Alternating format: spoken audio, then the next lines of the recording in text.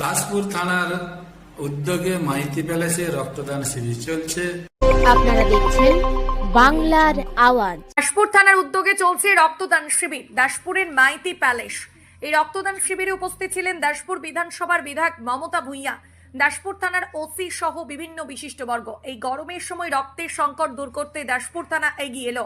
তাই আজ রবিবার দাসপুরের মাইতি প্যালেসে চলছে বিশাল রক্তদান শিবির। এই রক্তদান শিবিরে পুরুষ ও মহিলা সকলেই অংশগ্রহণ করছেন। দাসপুর থানার এই উদ্যোগকে দাসপুরের মানুষ কুর্নিশ জানায়।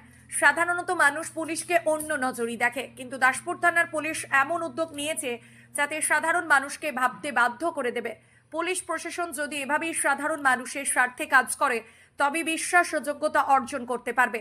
দাসপুর থানার ওসি বলেন, আমাদের টার্গেট আছে প্রায় শতাধিক, দেখা যাক কতজন মানুষ রক্তদান করেন। মাইতি প্যালেসের মালিক সুশান্ত মাইতি বলেন যে ব্যাপকভাবে সাধারণ মানুষ রক্তদান করতে এসেছেন। প্রায় 100 মানুষের টার্গেট আছে অনুমান করা হচ্ছে। আমাদের টার্গেট হচ্ছে 75 জন রক্তদাতা যাতে রক্ত দিতে পারে, তার থেকে যদি কেউ বেশিও থাকে আমরা খুশি হব এবং রক্ত দেবে। এই রক্তদান কিন্তু মহাদান, আমরা সবাই জানি।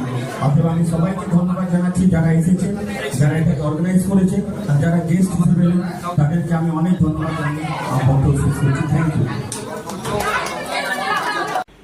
দাসপুর থানার উদ্যোগে মাইতি প্যালেসে রক্তদান শিবির চলছে।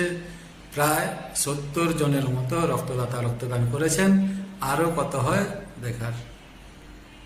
ঘাটাল থেকে নকিবুল ইসলামের রিপোর্ট। আপনারা দেখছেন বাংলার আওয়াজ।